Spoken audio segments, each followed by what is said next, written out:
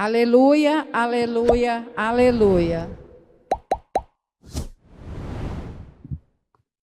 O Senhor esteja convosco. Ele está no meio de nós. Proclamação do Evangelho de Jesus Cristo segundo João. Glória a vós, Senhor. Naquele tempo, disse Jesus aos seus discípulos: em verdade vos digo, se pedirdes ao Pai alguma coisa em meu nome, Ele vô-lo dará. Até agora nada pedistes em meu nome. Pedi e recebereis, para que a vossa alegria seja completa. Disse-vos estas coisas em linguagem figurativa. Vem a hora em que não vos falarei mais em figuras, mas claramente vos falarei do Pai. Naquele dia pedireis em meu nome, e não vos digo que vou pedir ao Pai por vós, pois o próprio Pai vos ama, porque vós me amastes, e acreditastes que eu vim da parte de Deus. Eu saí do Pai e vim ao mundo, e novamente parto do mundo e vou para o Pai. Palavra da salvação. Glória a vós, Senhor. Muito bem, caríssimos irmãos e irmãs, rádio ouvintes que nos acompanham pelas redes sociais. Na leitura dos Atos dos Apóstolos hoje, a gente vê como o Espírito vai agindo também em leigos, né? Primeiro tem Apolo, natural de Alexandria, que era judeu, que o Espírito toca e ele começa a falar eloquentemente sobre Jesus, rebatendo os judeus. Só que ele só tinha o batismo de João, ou seja, aquele batismo de conversão. Outro dia, uma catequista de fora me escreveu perguntando para mim, porque seria a aula dela, uma catequista muito boa, se um jovem não batizado que está no catecumenato, se ele tem chance de ter os dons do Espírito Santo, né? Ou só depois de batizado. Bem, aprenda uma coisa. Tudo do Espírito de forma ordinária é com batismo, ok? De forma ordinária. E com o estado de graça para a graça santificante. Agora, um catecúmeno pode ser guiado pela graça atual, que pode dar a ele capacidade até de ser mártir.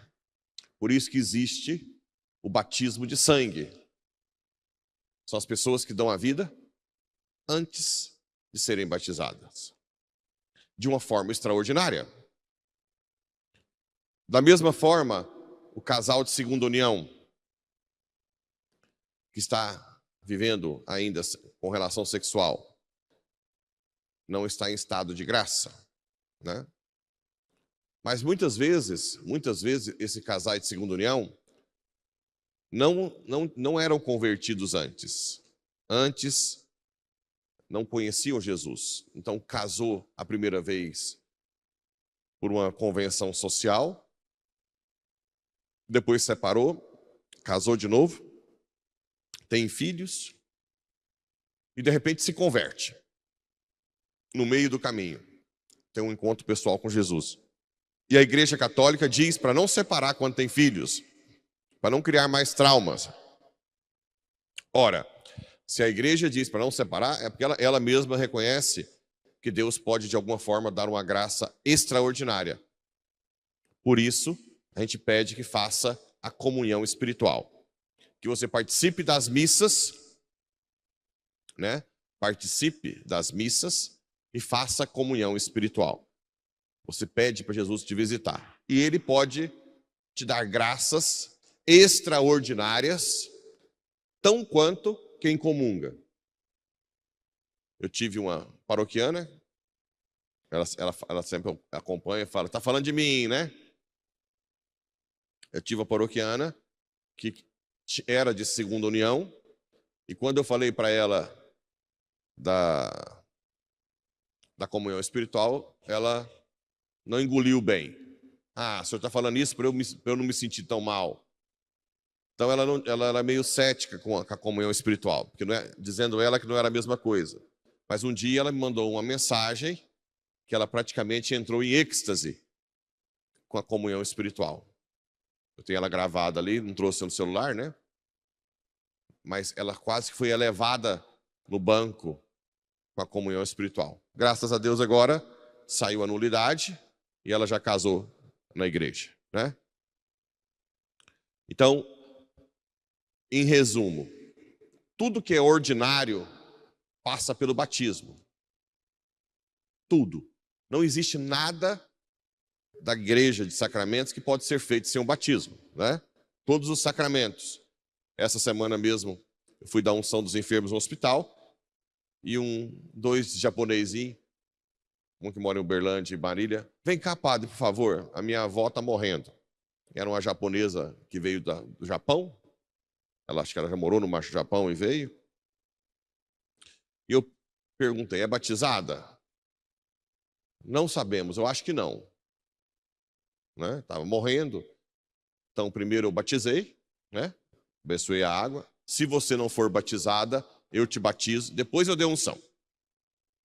Sem o batismo, não tem sentido. A gente pergunta, tem que confessar para batizar? Não.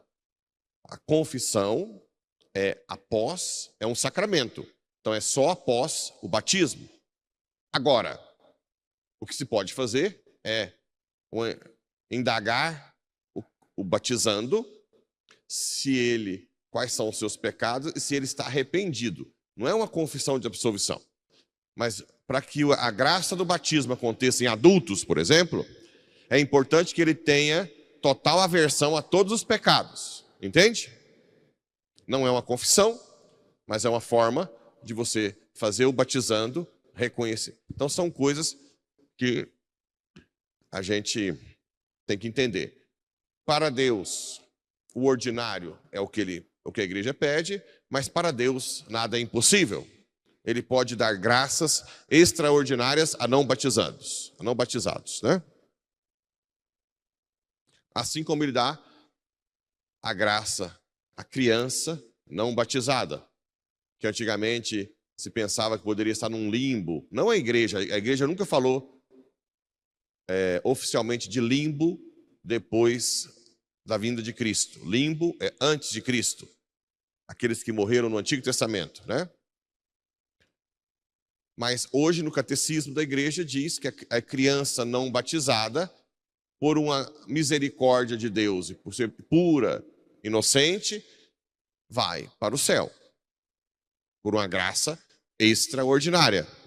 Porque sem batismo não há salvação. Mas é um batismo extraordinário, né? Uma graça extraordinária de salvação. Então Priscila e Áquila, olha só, os leigos pegaram Apolo e começou a explicar, né? A palavra que usa aqui é mais expuseram-lhe o caminho de Deus com mais exatidão, está dizendo aqui. Olha o papel dos leigos no dia a dia. Olha como os leigos são importantes, né? Vocês não podem omitir a missão que vocês têm do batismo. Vocês, quando ouvirem aí fora algo que não vai bem, ou uma calúnia, né? Está aqui. A primeira coisa que vocês têm que falar é o quê? Para quem não fica frequentando e fala botoca. Vinde e vede. Vem ver. Não é isso? Ao invés de você ficar aí, venha conhecer. Vem ver de perto o que se fala, o que se diz, o que se faz na igreja. Venha. A primeira coisa é trazer a pessoa. E depois corrigir. E depois, vamos começar essas benditas formações, mas você tem que ter o catecismo na mão, ter o livro da fé explicada, você tentar explicar a fé. Explicar por que não pode anticoncepcional, explicar por que não pode adultério. Você tem que ter isso em mente, né? E aí, como ele estava querendo passar para cá, os irmãos apoiaram-no e escreveram aos discípulos para que o acolhessem bem. Olha só, acolhida. Outra coisa importante, se vocês virem chegar gente de fora, muito convertido, que tem sede de servir ao altar, gente, ó, eu já vou avisando, eu não fico o tempo inteiro, particularmente, né, chamando para servir. Quanto mais você tiver sede e quiser vir servir, eu nunca vou impedir. Então pode ser que amanhã chegue uma pessoa que nunca veio à igreja, convertida, que teve um encontro pessoal com Jesus, padre, eu quero fazer alguma coisa. E às vezes vai fazer muita coisa. Aí tem gente que fica no banco, mas quem que é essa aí? Chegou agora. Não. Você tem que falar, que bem, que bom, bem-vinda. Faça, sirva ao Senhor. Acolhida, sorriso. As pessoas novas que chegarem, sorriso no rosto. Bem-vindo, bem-vinda. Você conhece a nossa casa? A casa do seu pai? Vou te mostrar aqui a igreja. Né? Tem gente que vem à igreja desde pequeno. Então espero que sejam os mais acolhedores. Os que acolhem como fosse a casa do seu pai, da sua mãe. Né? Acolhida. Acolham bem Apolo. Pela graça de Deus, a presença de Apolo aí foi muito útil aos fiéis. Com efeito, ele refutava vigorosamente os judeus em público, todos os erros que os judeus falavam. Bem, e no evangelho, bem profundo, bem teológico, em verdade vos digo, se pedirdes ao Pai alguma coisa em meu nome, ele vô-lo dará. Em meu nome, em nome de Jesus, saia Satanás. A gente usa muito isso no exorcismo. Eu te conjuro, Satanás, em nome de Cristo. Larga essa criatura que é de Deus. É a hora que o demônio... E toda vez que eu falo, eu te conjuro, Satanás, ele manifesta. Às vezes no meio das orações do exorcismo ele fica quieto. Mas quando eu falo essa palavra, ele começa a gritar, né? Em nome de Jesus.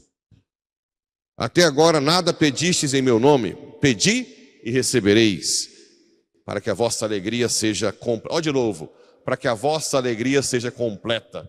Toda hora fala disso. Por que a sociedade está doente? Porque não tem mais consciência de pecado, não confessa mais, não busca Deus, não reza. Não adianta ter dinheiro, não adianta ter corpicho, né? Os corpinhos aí, essas roupas apertadinha, decote, andando de caminhonete, indo para fora para viajar. Só vaidade. Vaidade das vaidades. Vermes vão comer. Vamos começar a campanha para pôr nos espelhos da academia. Os vermes vão comer seu corpinho. O que vocês acham? Uma frase em todos os espelhos da Academia de Bom Jesus. Cuidado, os vermes vão comer o seu corpinho. Para onde vai sua alma? Né? Aí pode complementar para não ficar... Né? O ideal é nós, cristãos, quando for para a academia, olha no espelho só para ajeitar alguma coisa, para ver se não tem decote, se não está apertadinho demais a calça, né? Mas não para ficar olhando no espelho o tempo inteiro. Porque você alimenta a vaidade. Né? Tudo do corpo você não pode exagerar que você se vicia. Seja com joguinhos de internet, seja com videogame, esses tigrinhos da vida, que está matando o povo, quem está me ouvindo aí que está jogando tigrinho, esses bets, eles foram feitos para suicidar, para induzir ao suicídio, pela dívida, né? Então tudo que você faz, canastra, cacheta, truco, você não pode jogar todo dia, senão você vai ficar viciado. Tem gente aí, tudo bem. Eu já estou aposentado. Mas você vai viver jogando canastra, ao invés de você servir a igreja, ao invés de você falar de Deus. Você não acha que você está jogando a sua alma para uma ociosidade terrível? Ao invés de você evangelizar a sua família, rezar as 1000 Ave Maria, já que você está aposentado, reza aí as 1000 Ave Maria todo dia, aí fazer um trem que presta. Não é que não pode jogar canastra e cacheta. Mas pelo menos que não seja todo dia, né? Videogame, assim por diante. Disse-vos essas coisas em linguagem figurativa. Vem a hora em que não vos falarei mais em figuras, mas claramente vos falarei do Pai. Naquele dia pedireis em meu nome, e não vos digo que vou pedir ao Pai por vós, pois o próprio Pai vos ama. Olha só, Eu sempre estou falando aqui que a gente não presta, que somos miseráveis, e é verdade. É pouco ainda. Só que Ele nos ama e quis morar dentro de nós com o Espírito Santo. Eu tenho o Espírito Santo dentro dessa miséria. Então, o que é a melhor coisa que nós vamos fazer? Morrer para que o Espírito haja. Morrer para si mesmo. Quanto mais eu me conheço, mais eu me vejo miserável. Então eu digo, Senhor, eu nunca vou conseguir ser santo se o Senhor não assumir a rédea, o comando da minha vida. Que o Senhor sinta em mim, que o Senhor pense em mim, que o Senhor haja em mim, que tudo em mim seja teu. Porque o Espírito Santo, de quem nos ama, está dentro do miserável, né? Que é amado por Deus. Eu saí e vim ao mundo, e novamente parto e vou para o Pai. Lá é a nossa meta, é o céu, né? O céu é a nossa meta. Que Nossa Senhora, Rainha dos Céus, nos guie cada vez mais à santidade e ao amor. Assim seja. Amém.